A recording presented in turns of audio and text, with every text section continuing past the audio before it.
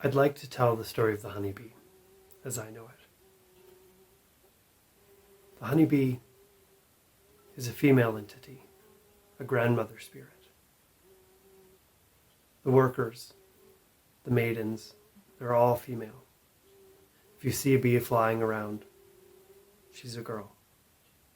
She flies 3 to 5 miles from home to visit flowers, to bring home nectar and pollen, to bring home water and minerals to support her family. The food she brings home will feed sisters of hers that she'll probably never meet. The food that she eats was brought home by sisters of hers that died before she was born. The worker, the maiden, she lives 5 to 7 weeks.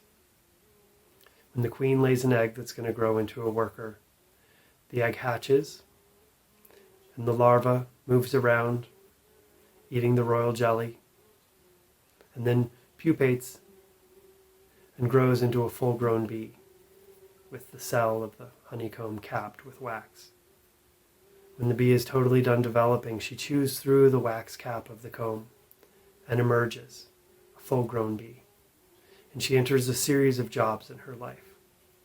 She'll go through the colony and she'll help to clean the hive. She'll help to regulate temperature and humidity. She'll feed the young and care for the young. She'll feed and groom and care for the queen. And then in the last 2 or so weeks of her life, she'll stand guard at the door and act as the immune system for the superorganism. And she'll forage. And when she's foraging, she knows that most likely on one of these foraging flights, she will die. She's glad to do her work. She does her work with joy. You can see her as she dances around on the flowers when she returns to the home, sharing the smells, the tastes, and the story of the flowers she's visited. She does her work ceaselessly, without tiring, knowing that all of life is a fleeting and beautiful experience. When someone comes too close to the colony, she'll send all sorts of warning signals to encourage them to go away if she's feeling like her family is being threatened. When we usually hear a bee, she's buzzing. Bzzz. If she feels like her home is being threatened, she'll fly around our head fast, bzzz, sounding agitated. She'll bump into our heads. She'll headbutt us in an effort to encourage us to go away, long before she'll sting. If she feels that home is threatened enough that she must be defensive enough to sting, she'll do this sting knowing that she only has one and that this will be the end of her life. And without a moment's hesitation, she will sacrifice herself to protect her mother and sisters. The queen, she's a completely different entity. The queen is almost 3 times the size of the maiden. She'll live 5 to 7 years if she's of strong genetics and healthy. She's the mother of the entire colony. A healthy bee colony is in between 30 and 60,000 bees all living together in the hollow log, in the attic, in the section of wall, in the beehive, in the cave, all living together as one complete unit of the superorganism, and the queen is the mother of them all. Out here in the human world, the queen is the ruler, the boss, and in the honeybee world, the queen is a servant. She's the reproductive center of the life form, and she tirelessly works as well with all of the other bees to make sure that they stay alive and healthy and strong. She only leaves the colony once, maybe twice in her life. And the first time is on her nuptial flight, when it's established that she's the only queen in the colony. This princess, virgin queen, her attendants gather around her. There are always about 20 attendants that care for the queen, that feed her and groom her. And when it's established that this princess, virgin queen, is the queen of the colony, the attendants will gather around her and fly her to a place called the drone congregation area. The drone congregation area is an area where all of the boys from all of the hives in the community spend time together, waiting for a virgin queen on her nuptial flight.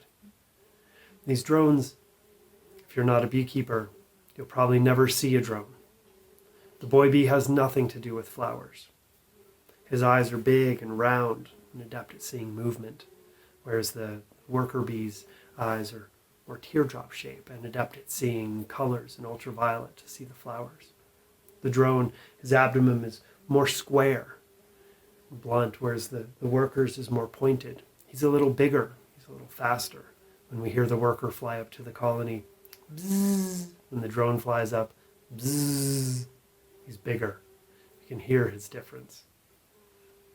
He has nothing to do with the flowers. As a matter of fact, he can't even feed himself. When he's hungry, he flies to a hive and asks for food.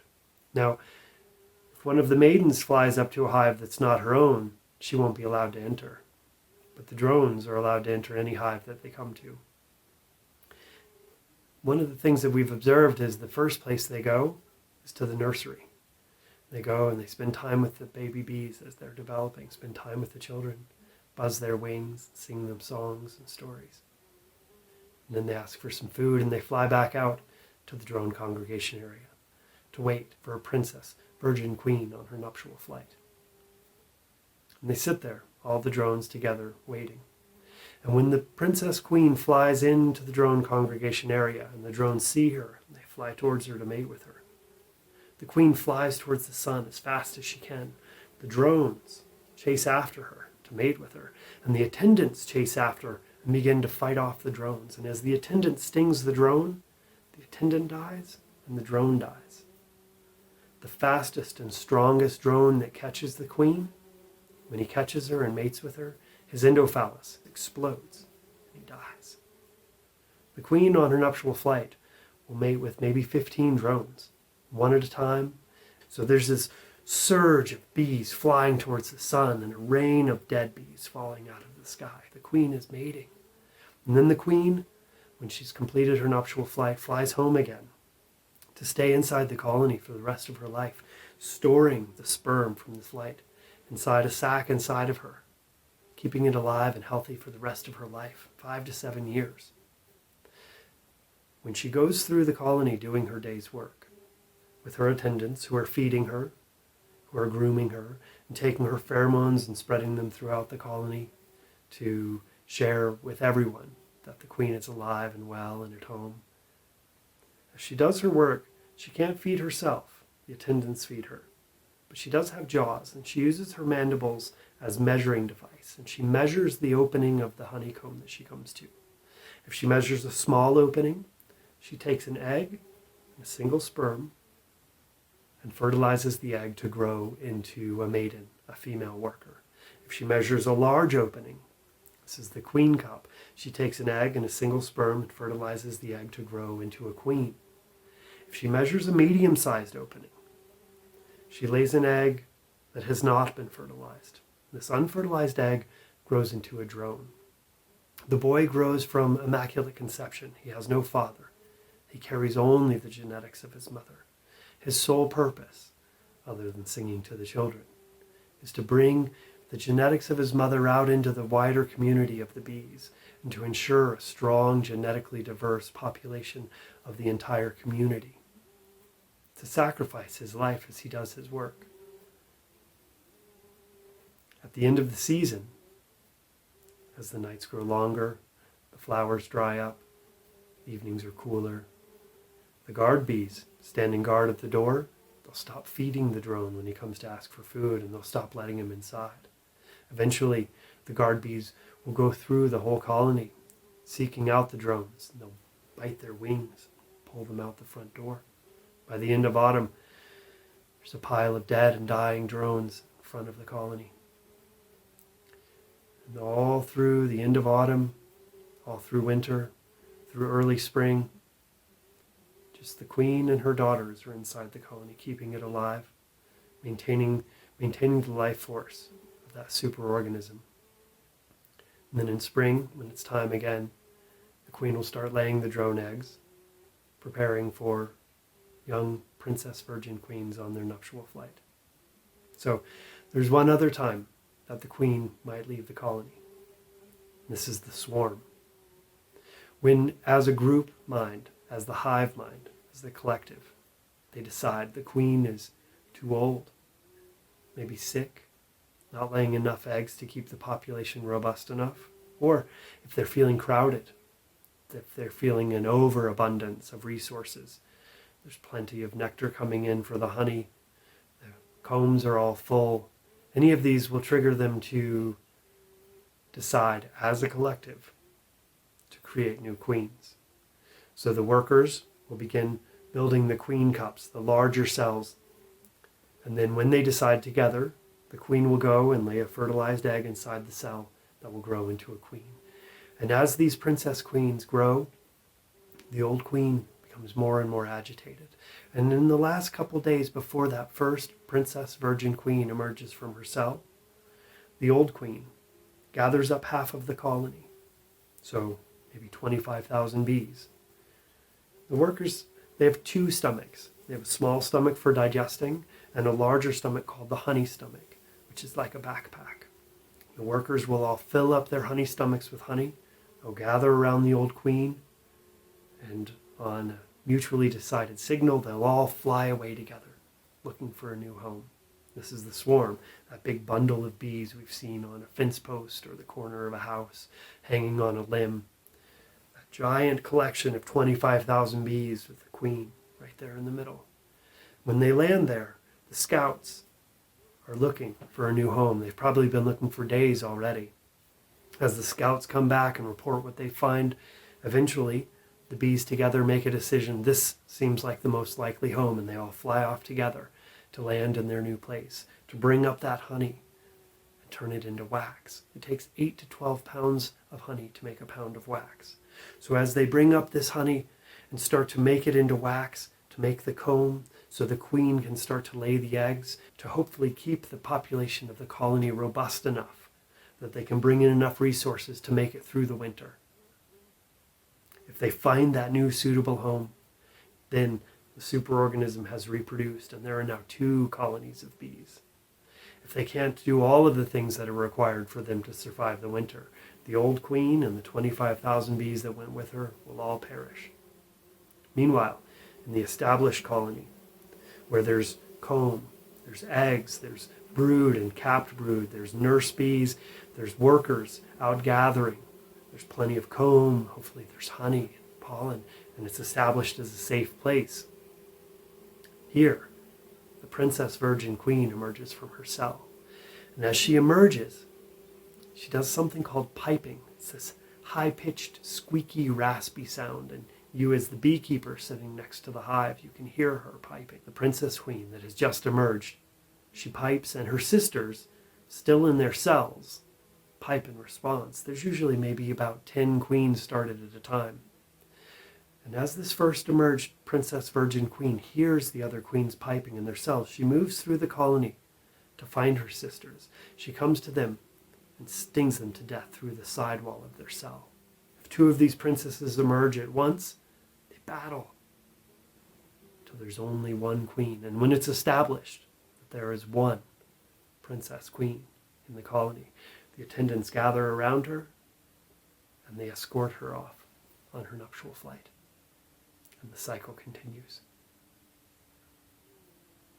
The honeybee is such an amazing creature.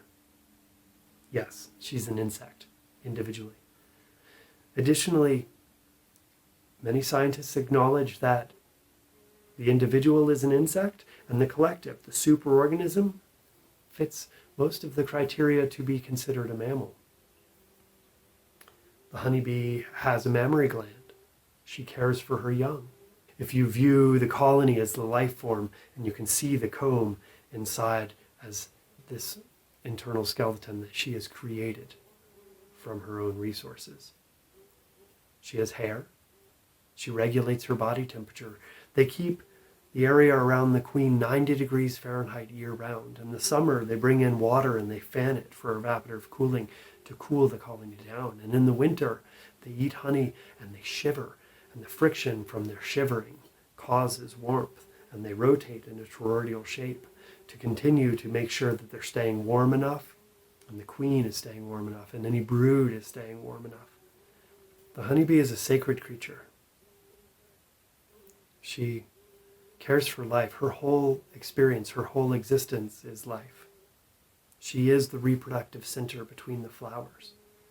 She brings that life force between the flowers so that the plants can reproduce. She doesn't eat the plants. She only lives on the gifts of the plants. When she comes into the flower and rolls in the pollen and flies to the next flower and brings that pollen with her and fertilizes the next plant, the excess of pollen is offered to her as a gift from the plants, which she brings home as her protein source. The plants entice her in with the sweet liquid nectar that she brings home and dehydrates and condenses down to the syrup of honey. She gathers sap from bushes and trees, adds her own enzymes, and creates this amazing medicine called propolis that she lines the inside of her hive with. That makes it a cleaner and more sterile environment. She makes a mound of it at the front door so they clean their feet off as they come in. The honeybee lives a life of service, of dedication to life.